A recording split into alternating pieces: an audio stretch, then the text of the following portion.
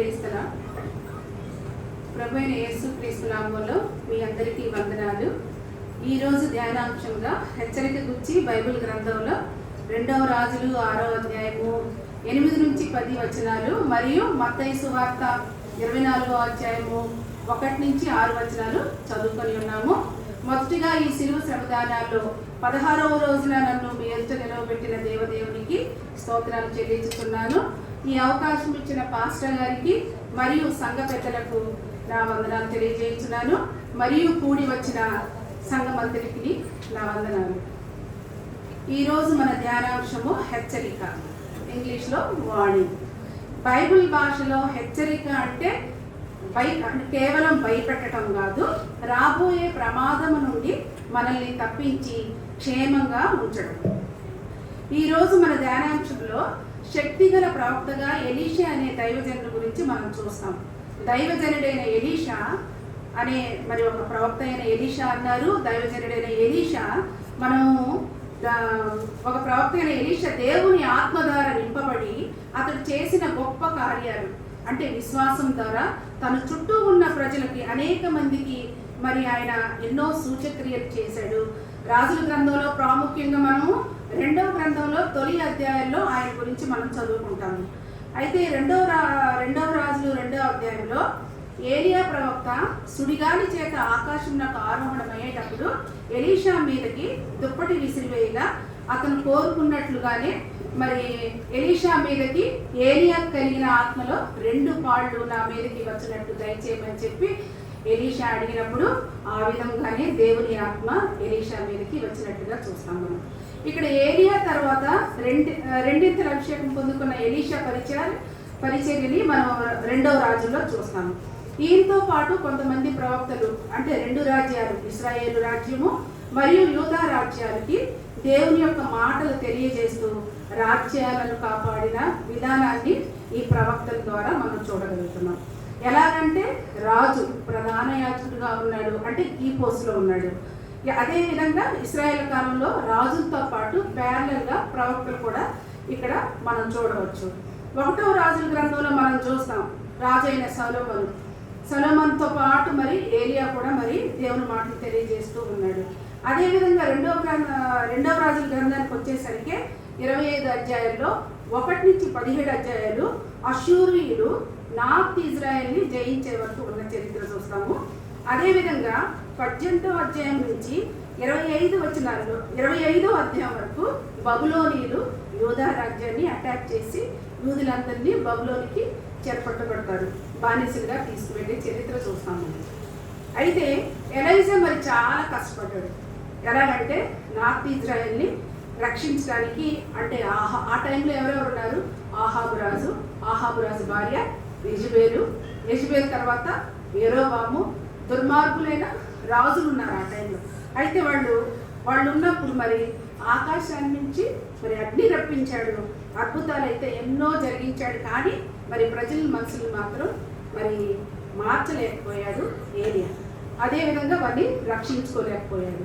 అలాగే ఎలీషా కూడా యూదుల మధ్య అద్భుతమైన పరిచర్య చేశాడు. అయినా సరే ఈయన పరిచర్య వలన కూడా ఏమాత్రం మారలేకపోయారు ఇశ్రాయేలు జనాలు. అయితే ఇప్పుడు మనం చదువుకున్న వాక్య భాగం ఏంటంటే 2వ రాజులు 6వ అధ్యాయము 8 నుండి 10 వచనాలు. ఇప్పుడే మనం చదువుకున్నాం కదా.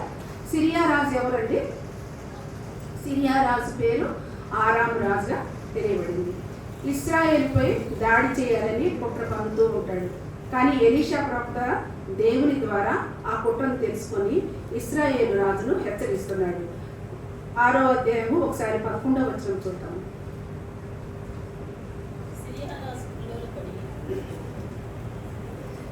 సిరియా రాజు కల్లోలపడి తన సేవకులను పిలిచి, మనలో ఇశ్రాయేలు రాజు పక్షం వహించిన వారు ఎవరైనది మాకు తెలియచెప్పరాదా అని వారిని అడగగా, అతని సేవకులలో ఒకడు, రాజువైన నా ఏలినవాడా, ఇశ్రాయేలు రాజు పక్షంలో ఎవరూ లేరు కానీ ఇశ్రాయేలులో ఉన్న ప్రవక్త ఎలీషా మీ అంతఃపురమందు మీరు అనుకున్న మాటలు ఇశ్రాయేలు రాజులకు తెలియజేయునెను. చాలండి. అయితే మరి సిరియా రాజు ప్రతిసారి ఇశ్రాయేల్ దేశం మీదకి దండెత్తి రావడానికి, స్వాధీనపరచుకోవడానికి ప్రయత్నం చేస్తూ ఉంటాడు, కుట్రలు పన్నుతూ ఉంటాడు. అయితే మరి యెహోవా దేవుడు ఎలీషా ద్వారా మరి ఆయన ఏదైతే ఎక్కడ ఎలా ప్లాన్ చేయాలని అనుకుంటున్నాడో సిరియా రాజు ఆ ప్రయత్నాలన్నింటినీ భగ్నపరుస్తూ ఉంటాడు. అయితే సిరియా రాజు కంగారు పడుతూ ఉంటాడు. ఏంటి తను ఎక్కడికి వెళ్తుంది, తన వ్యూహం అంతా ఇశ్రాయేల్ రాజుకి ఎప్పటికప్పుడు తెలిసిపోతుంది ఏంటి తమ మధ్య మన గూఢాచారులు ఉన్నారా అని చెప్పి మరి అనుమానం వచ్చింది. అనుమానం వచ్చి వెంటనే ఏం చేస్తాడంటే తన సేవకుల్ని పిలుస్తాడు. పిలిచి ఎవరైనా మరి మనం ఎక్కడికి వెళ్ళినా కూడా మరి సిరియా రాజు ప్లాన్ చేసినవన్నీ అట్రప్లాప్ అయిపోతున్నాయి, మరి ఇశ్రాయేల్ రాజుకి తెలిసిపోయి మరి వాళ్ళు మరి కామ్ డౌన్ అయిపోతున్నారు, యుద్ధానికి రావట్లేదని చెప్పేసి వాళ్ళు ఏమంటాడంటే ఎవరైనా మన దానిలోనే ఎవరైనా గూఢచారులు ఉన్నారేమో కనుక్కోండి అని చెప్పి తన సేవకులకి చెప్పినప్పుడు వాళ్ళు ఏమంటారంటే 12వ వచనంలో ఒకసారి చూద్దాము. అతని సేవకుల్లో ఒకడు రాజావైన నా ఏలినవాడ, ఇశ్రాయేల్ రాజు పక్షంలో ఎవరునూ లేరు కానీ ఇశ్రాయేల్లో ఉన్న ప్రవక్త ఎలీషా మీ అంతఃపురం ముందు మీరు అనుకునే మాటలు ఇశ్రాయేల్ రాజులకు తెలియజేస్తున్నాడు. అయితే మనలో ఎవ్వరూ లేరండి గూఢాచారులు. మరి ఇశ్రాయేల్ దేవుడైన యెహోవా దేవుడు మరి శక్తిమంతుడు, సర్వోన్నతుడు, మరి ప్రతి విషయం కూడా మరి ఆయన తెలియజేస్తున్నాడని చెప్పి మరి ఆ సేవకుల్లో ఒకతను అంటాడు. ఎలీషా అనే ప్రవక్త దీర్ఘదర్శిగా ఉన్నాడు. నీవు నీ పట్టణపు రాణితో అంటే బెడ్రూమ్లో కూడా నువ్వు గుసగుసలాడితే ఆ విషయాలు ఎలీషాకి బయలుపరిచేస్తున్నాడు. అంత దీర్ఘదర్శి ఎలీషా ప్రవక్త. కనుక నువ్వు ఎన్ని ప్లాన్లు వేసినా కూడా మరి ఇశ్రాయేల్ మీద జయించలేవని చెప్పి తన సేవకులు చెప్తా ఉంటారు. అయితే మరి సిరియా రాజు వెంటనే ఎలీషా ప్రవక్త ఎక్కడున్నాడో కనుక్కోమంటాడు. వెంటనే పగబూనుతాడు అనమాట. నేను ఎన్ని ప్లాన్లు వేసినా కూడా అట్రప్లాప్ అయిపోతుందని చెప్పేసి మరి ఎలీషా ప్రవక్త ఎక్కడున్నాడో అని చెప్పి మరి అతను చంప చూసి మరి ఎక్కడున్నాడో కనుక్కోమని వేగులు వారిని పంపిస్తాడు. ఇక్కడ ఒకసారి 13వ వచనం చదువుదామండి, అదే అధ్యాయము.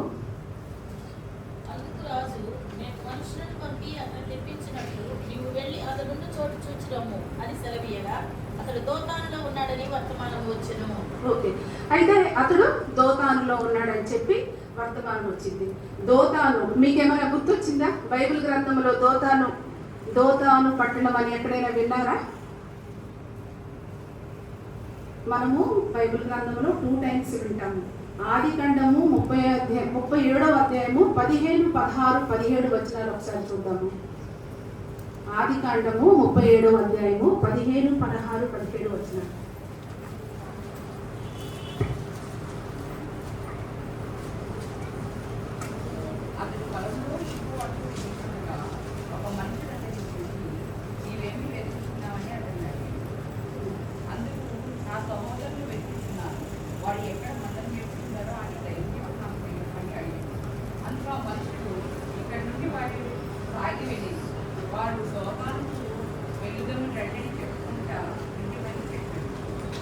అప్పుడు యేసేపు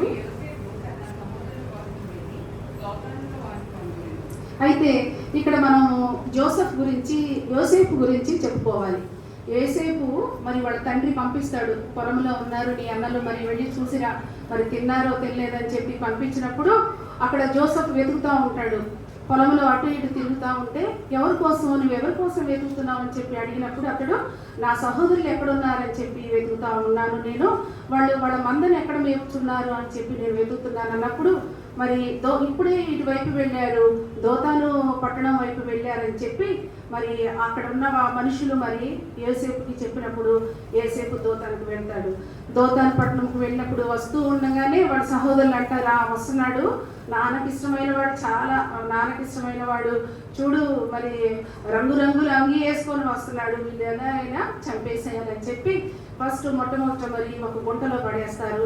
అలా కాదులే, వీళ్ళని గుంటలో పడేస్తే ఏమి లాభం, చంపుదాం అన్నప్పుడు మరి వాళ్ళ అన్నదమ్ముల్లో ఒకళ్ళు 2 రూపాయలు అంటాడు, మా వద్దొద్దు చంపొద్దు, మనము మరి అతన్ని చంపకుండా మనం అదిగో వర్తకులు వెళ్తున్నారు, వాళ్ళకి ఐగుప్తు దేశానికి వెళ్తున్నారు, అమ్మి వేద్దామని చెప్పి యేసేపుని అక్కడ వాళ్ళకి అమ్మి వేస్తారు, బానిసగా ఐగుప్తు దేశానికి అమ్మి వేస్తారు. అప్పుడు యేసేపు వయసు 17 సంవత్సరాలు, చాలా యంగ్. దేవుడు యేసేపుని ఎలా అద్భుతంగా వాడుకున్నాడు మనందరికీ తెలుసు. ఆదికాండంలో ఎలాగంటే అబ్రహాం గురించి గురించి అయితే 12వ అధ్యాయం నుండి 20వ అధ్యాయం వరకు, ఇస్సాకు గురించి 21వ అధ్యాయం నుండి 24వ అధ్యాయం వరకు, యాకోబు గురించి 25 నుండి 29 వరకు, మరి ద గ్రేట్ మ్యాన్ జోసెఫ్ గురించి మాత్రం 30వ అధ్యాయం నుండి 50వ అధ్యాయం వరకు మనం చదువుకుంటాం ఆదికాండంలో. అయితే ఆదికాండము 50వ అధ్యాయము 18, 21 వచనాలు ఒకసారి చూస్తే, 50వ అధ్యాయము. మరియు అతని సహోదరుడు పోయి అతని ఎదుట సాగిలపడి, ఇదిగో మేము నీకు దాసులని చెప్పగా యోసేపు భయపడి, నేను దేవుని స్థానంలో ఉన్నానా? మీరు నాకు పిలిచే ఉద్దేశించింది కానీ నేటి దినమున జరుగుతున్నట్టు అనగా బహుప్రజలు బ్రతుకుతున్నట్టుగా అది మేలికే దేవుడు ఉద్దేశించాడు. అయితే ఇక్కడ ఏమంటున్నాడు యోసేపు, మరి అన్నదమ్ముల మీద కోపం లేదు, ఎందుకంటే ఆ రోజు దేవుని ప్రణాళిక ప్రకారం మీరు చేశారు.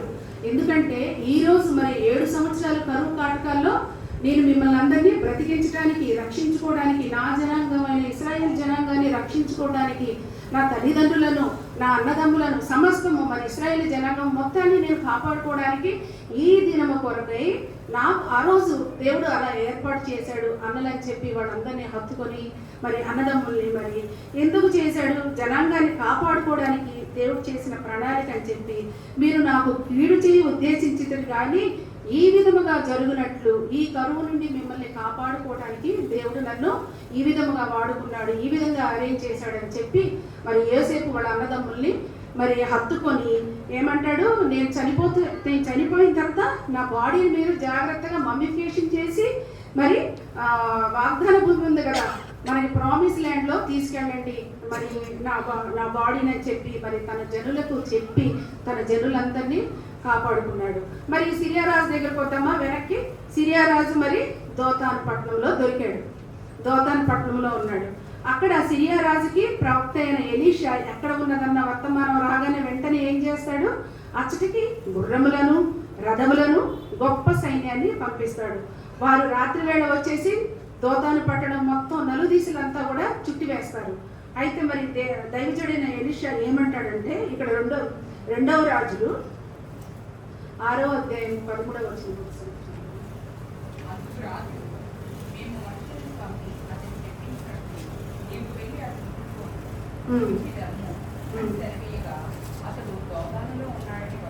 వర్తమానం వచ్చింది కాబట్టి 14వ వచనంలో ఏం చూస్తామంటే, రాజు అచ్చటికి గుర్రములను, రథములను, గొప్ప సైన్యాన్ని పంపినప్పుడు వాళ్ళు రాత్రి వేళ వచ్చేసి మాటు వేస్తారు, ఎట్లాగైనా మరి ఎలీషా ప్రవక్తను చంపాలని చెప్పేసి మరి పెద్ద పెద్ద సైన్యాన్ని పంపించి మరి సిరియా రాజు ఒక ఎలీషా ప్రవక్త కోసము దోతాను పట్టడం మొత్తం మరి ఇక్కడ మీకు కోయిన్సిడెన్స్ అర్థమైందిగా. జోసెఫ్ని, యోసేపుని తన ఇశ్రాయేల్ జనాంగాన్ని వాడుకోవటానికి ఎలా అక్కడ వాడుకున్నాడో అదే విధంగా మరి ఎలీషాను కూడా సిరియా రాజు నుండి ఎలా కాపాడుకున్నాడు ఇక్కడ మనకి దోతాను పట్టణంలో అర్థమవుతుంది.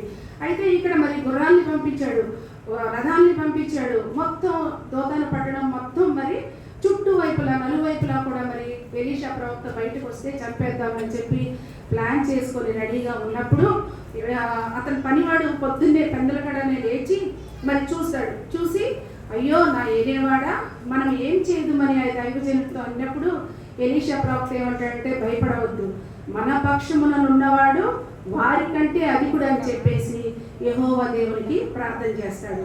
ఇక్కడ మరి 17వ వచనం ఒకసారి చూద్దాము.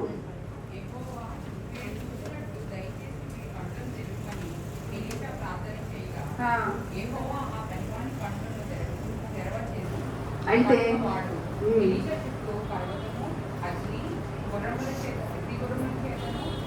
రథముల చేతను నిండి ఉండుట చేస్తాడు.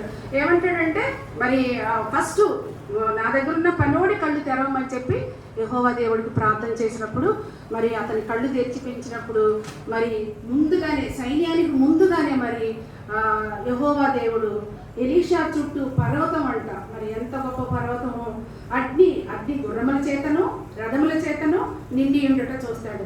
ఈ విధంగా ఎలీషా మరి సిరియా రాజు ఇశ్రాయేలు మీద యుద్ధానికి వచ్చినప్పుడు ఎన్ని కుట్రలు పన్నినప్పుడల్లా కూడా యెహోవా దేవుడు ఎలీషాతో ఉండి తోడుగా ఉండి మరి ఆ కుట్రని భగ్నపరిచి తన జనులైన ఇశ్రాయేల్ని కాపాడుకున్నాడు. మనం ఇందాక చదువుకున్నాం, ఉత్తర ప్రత్యుత్తర సంకీర్తనలో చదువుకున్నాము. 85వ కీర్తన 1వ వచనంలో కోరహు కుమారులు 85వ కీర్తనలో యెహోవాతో అంటారు, యెహోవా నీవు నీ దేశం మీదల కటాక్షం చూపి ఉన్నావు, నీ ప్రజల దోషమును పరిహరించి ఉన్నావు కదా. అయితే ఇశ్రాయేల్ జనాంగం ఎన్ని పాపాలు చేసినా కూడా మరి ఆయన చేసిన వాగ్దాన ప్రకారము ఆయన ఇశ్రాయేల్ జనాంగాన్ని కాపాడుకుంటూనే ఉన్నాడు. ఈ విధంగా మరి ఎలీషా ద్వారా మరి ఇశ్రాయేల్ జనాంగాన్ని రక్షించుకున్నాడు. అదేవిధంగా మనం యోనా గ్రంథంలో చూస్తాము. 2వ రాజులు 14వ అధ్యాయము 25 వచనాల్లోనే యోనా గురించి మరి ఇక్కడ మనం చూస్తాము. 2వ రాజులు 14వ అధ్యాయము 25వ వచనము.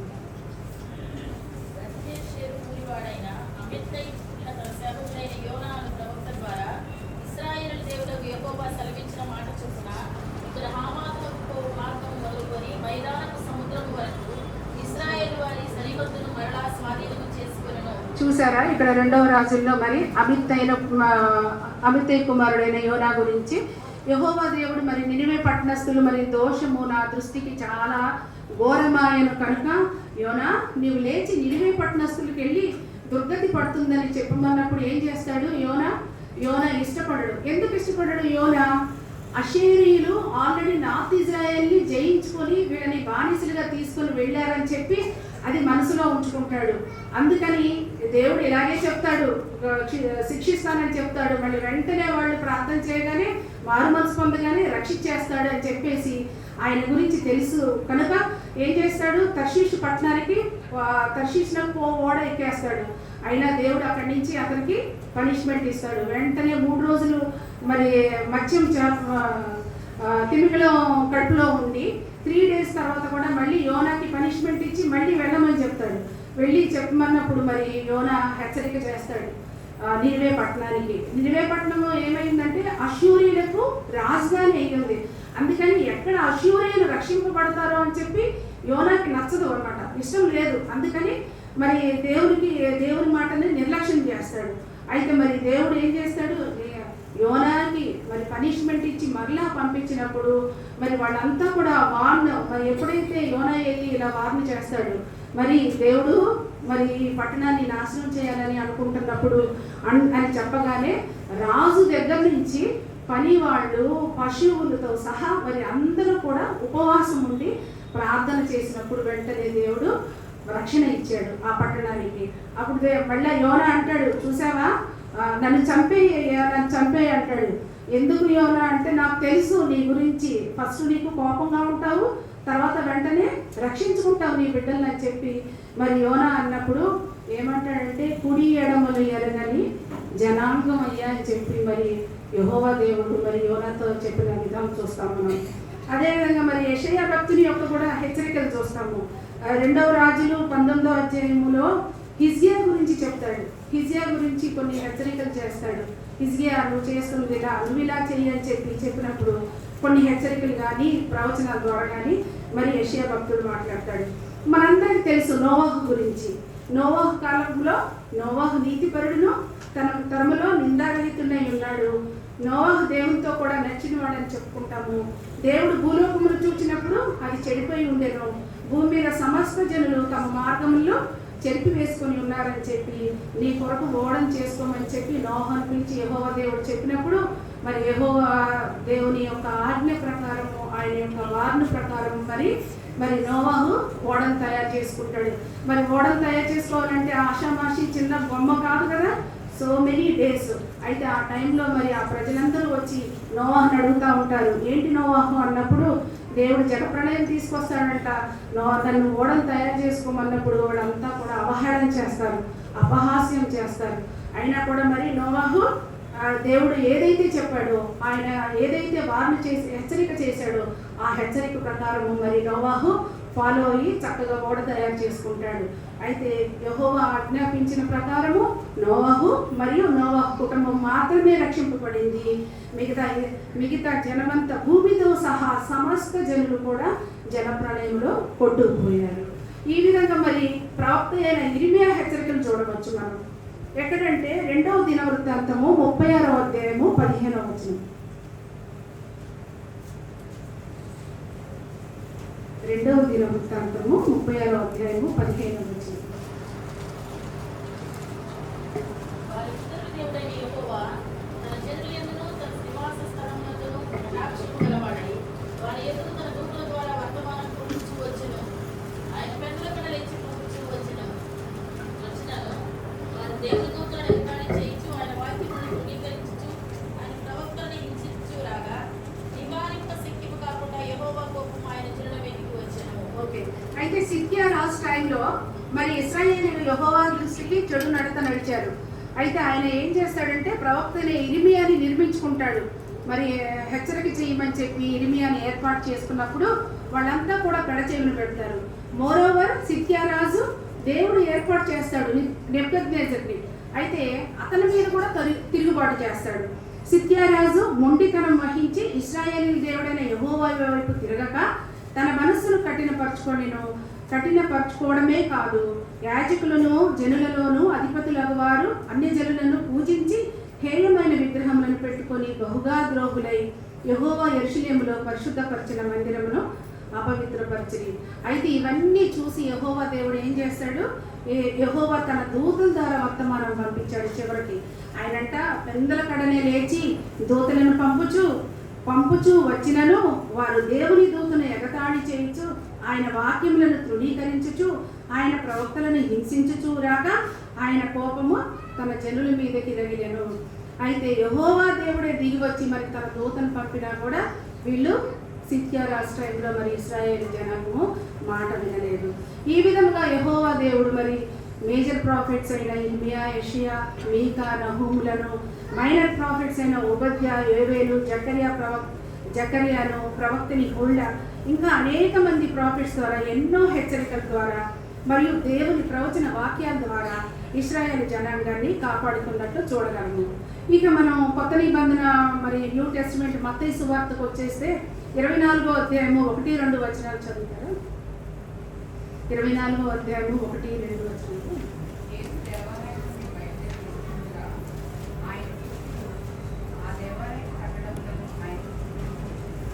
అందుకైన మీరు ఇవన్నీ చూస్తున్నారు కదా, రాతి మీద రాయి ఒకటి అయినని ఇక్కడ అయితే యేసు ప్రభు మరి దేవాలయ నాశనం గురించి, అంత్యకాల సూచనల గురించి, రాజ్యం యొక్క భవిష్యత్ అంటే యేసు ప్రభు వచ్చే రాజ్యం యొక్క భవిష్యత్తు గురించి తన శిష్యులను హెచ్చరిస్తున్నాడు. 24:1-2 వచనాల్లో ఏమంటున్నాడంటే దేవాలయాల్లో అనేక కట్టడాలు ఉన్నాయి, అవన్నీ కూడా మరి హేరోదు రాజు కట్టించినవి. బబులోనీలు మొట్టమొదటిగా సొలొమోన్ రాజు కట్టించిన యెరూషలేం దేవాలయాన్ని బబులోన్ రాజులు పడగొట్టేశారు. నెబుకద్నెజరు రాజు లాంటి వాళ్ళంతా పడగొట్టేశారు. బబులోనికి అంతా వీళ్ళందరినీ ఇశ్రాయేల్ని తీసుకుని వెళ్ళిపోయారు. ఆ తర్వాత మరి న్యూ టెస్ట్మెంట్లో వచ్చేసరికి హేరోదు రాజు మరి నూతన భవనాన్ని, సుందరమైన దేవాలయాన్ని కట్టిస్తూ ఉన్నాడు, ఇంకా కడుతూనే ఉన్నాడు ఆ టైంలో. అయితే అవి తెల్లని చలువురాతి కట్టడాలు, అవి ఎంతో అందమైనవి, రమ్యమైనవి. శిష్యులు ఆ టైంలో వాళ్ళకి అర్థం కాలేదు. యేసు ప్రభు మాట్లాడుతున్నాడు. ఆయన అంటున్నాడు, అందుకైనా మీరు ఇవన్నీ చూస్తున్నారు కదా, రాతి మీద మీ రాయి ఒకటైనను ఇక్కడ నిలిచి ఉండక పడద్రోయబడినని మీతో నిశ్చయముగా చెబుతున్నానని వారితో అనను. అయితే మరి యెరూషలేము దేవాలయంలో ఒక విలాపు గోడ ఉందంట. ఆ గోడలో మరి ఆ గోడకి ఎన్నో చలువరాతి రాళ్ళు అమర్చారు. అయితే ఒక రాతి ఒకటికి ఒకటి పొంతం లేదంట, ఏది పడితే అది తీసుకొచ్చేసి ఆ టైంలో మరి కన్స్ట్రక్షన్ చేసేశారు. అయితే క్రీస్తు శకం ఇవన్నీ కూడా మరి సరిగా లేవు, అయినా కూడా మరి చాలా అందంగా తయారు చేయింది, సుందరమైన దేవాలయం అన్నారు. అయితే క్రీస్తు శకం 77వ సంవత్సరంలో టైటస్ అనే రోమా సైనికుడు మరి దానిని పూర్తిగా పడగొడతాడు. మరి అప్పుడు ఆ శిష్యులు అది ఆ టైంలో వాళ్ళకి అర్థం కాదు, ఏంటి ఇంత సుందరమైన దేవాలయం పడగొట్టబడుతుందని చెప్పి యేసు ప్రభు అంటున్నాడన్న విషయం వాళ్ళకి అర్థం కాదు. తర్వాత మరి ఎప్పుడైతే మరి యేసు ప్రభు చనిపోయిన తర్వాత ఇవన్నీ జరిగినాయో అప్పుడు వాళ్ళకి బోధపడుతుంది అనమాట. అదేవిధంగా 24వ అధ్యాయము 3, 4, 5, 6 వచనాలు చూస్తే మరి యేసు ప్రభు ఒలీవ కొండ మీదకి వెళ్ళి కూర్చున్నప్పుడు వీళ్ళంతా శిష్యులు వెళ్తారు, ప్రభా ఈ సంఘటనలు ఎప్పుడు జరుగుతాయి, నీ రాకకు మరియు యుగాంతానికి సంకేతం ఏంటి అని అడిగినప్పుడు, ఎవడును మిమ్మును మోసపరుచుకోకుండా చూచుకొనుడి, మీరు జాగ్రత్తగా ఉండుడి, ఎందుకంటే చాలామంది నా నామం ధరించి నేనే మెస్సీయునని చెప్పుకుంటారు, యుద్ధాలు యుద్ధాల శబ్దాలు వినబడతాయి. కానీ అంత్య దశ ఇది కాదు. జనులతో, రాజ్యాలు రాజ్యాలతోటి యుద్ధం చేస్తాయి. కరువులు భూకంపాలు ఉంటాయి. ఇవన్నీ ప్రారంభం మాత్రమే అని చెప్పి యేసు ప్రభు శిష్యులతో చెప్తాడు. అయితే ఇక్కడ మనం డిజిటల్ వరల్డ్లో ఉన్నాం కదండి. మరి మోసపోకుడి అనే మాట కరెక్ట్గా యాక్ట్ అవుతుంది. ఇప్పుడు మనకున్న ఈ డిజిటల్ వరల్డ్లో మరి మోసపోకుడి అనే మాట నేటి సోషల్ మీడియాలో కాలానికి సరిగ్గా సరిపోతుంది. ఇంటర్నెట్లో వచ్చే ప్రతి ఆత్మీయ సందేశం మనం ఏమనుకుంటామంటే, అమ్మో ఇది మన గురించి, ఇది మన గురించి, ఇది మన గురించి అని చెప్పి మనం చూస్తూ ఉంటాం అన్నమాట. అయితే ప్రతిదీ కూడా మన గురించి కాదు. అబద్ధపు ప్రచారాల ద్వారా విశ్వాసులను తప్పుదోవ పట్టించే ప్రసంగాలు ఈ మధ్య చెప్తున్నారు. అయితే మనం వాటన్నిటి నుండి మరి జాగ్రత్తగా చూసుకొని మోసపోకుండా మనము జాగ్రత్తగా వాటన్నిటిని ఏది మంచిది ఏది చెడు అని మనం అబ్జర్వ్ చేసుకోవాలి. అదేవిధంగా మనకి తీర ప్రాంతాల హెచ్చరికలు చేస్తూ ఉంటారు. సునామీ వచ్చినప్పుడు సైక్లోన్ అలర్ట్స్ అని చెప్పి సముద్ర తీరంలో తుఫాను వచ్చే ముందు గవర్నమెంట్ మరి హెచ్చరికలు జారీ చేస్తూ ఉంటుంది. ఏమనంటే సురక్షిత ప్రాంతాలకు వెళ్ళండి అని చెప్పి. మరి ఆ హెచ్చరిక విని సురక్షిత ప్రాంతాలకు వెళ్ళిన వారు మాత్రమే బ్రతుకుతారు. నిర్లక్ష్యం చేసిన వారు ప్రాణాలు కోల్పోతారు. ఏముందిలే వాళ్ళు అలాగే చెప్తుంది, గవర్నమెంట్ ముందుగానే చెప్తుంది అని చెప్పేసి కొంతమంది ఆ అలర్ట్స్ను పట్టించుకోకుండా నిర్లక్ష్యంగా ఉన్నవాళ్ళు మరి వాళ్ళంతా కూడా మరి హెచ్చరికలు ఫాలో అవ్వకుండా ఉన్నవాళ్ళు వాళ్ళు ప్రాణాలు కోల్పోతారు. అదేవిధంగా మరి మన ఆత్మీయ జీవితంలో కూడా దేవుని వాక్యాల ద్వారా దేవుడు మనకి ఎప్పటికప్పుడు హెచ్చరికలు చేస్తూ ఉంటాడు. వాటిని మనం అబ్జర్వ్ చేసుకుంటూ ఉండాలి. అలాగే మనం చెప్పుకునే 2వ రాజులు 6వ అధ్యాయంలో ఎలీషా ప్రవక్త చేసిన హెచ్చరిక ఒక ఆత్మీయ GPS వంటిది. మనం తప్పు మార్గంలో వెళ్తుంటే GPS ఏం చెప్తా ఉంటుంది, ఇది రాంగ్ రూట్ అని చెప్తా ఉంటుంది. అయితే మరి ఆ హెచ్చరికని మనం వెళ్ళేటప్పుడు చక్కగా ఫాలో అవుతాము. మరి అదే విధంగా మరి ఎలీషా ప్రవక్త కూడా మరి కొన్ని హెచ్చరికలు చేస్తూ ఇది రాంగ్ రూట్ అని హెచ్చరించినప్పుడు, అదేవిధంగా మరి పరిశుద్ధాత్మ దేవుడు కూడా మనకి మనస్సాక్షి అనే హెచ్చరికలు చేస్తూ ఉంటాడు. మనస్సాక్షి ద్వారా చేస్తూ ఉంటాడు. మనకి ఎలాగా GPS లేదు కదా మన బాడీలో అని మనం అనుకుంటామేమో. మన మనస్సాక్షి ఒక GPS అన్నమాట. ఇది కాదు, ఇది రాంగ్ అని చెప్పినప్పుడు మనము అది ఫాలో అవుతూ ఉండాలి. వాటిని గ్రహించుకొని వాటికి లోబడి ఉండాలి.